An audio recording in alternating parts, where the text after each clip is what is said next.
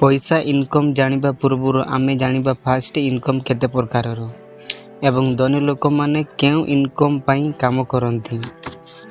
तेणु भल भाव जानिला परे आपण केउ इनकम पाई काम करिवे जहा द्वारा आपण इनकम सोर्सेस बढ़ाई पारिवे।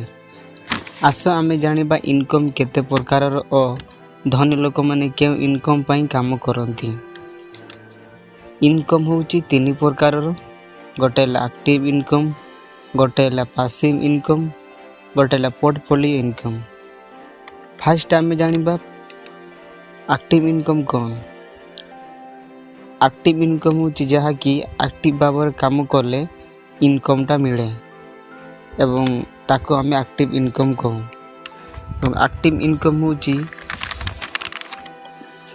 को आम अर्नड इनकम मध्य कहूँ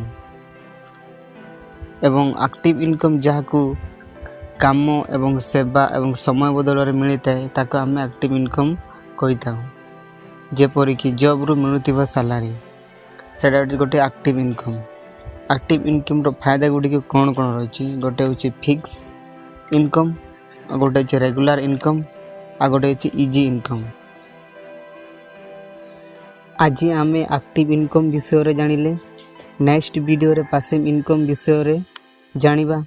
वीडियो जदि भल लागिला तेबे लाइक शेयर और सब्सक्राइब करंतु।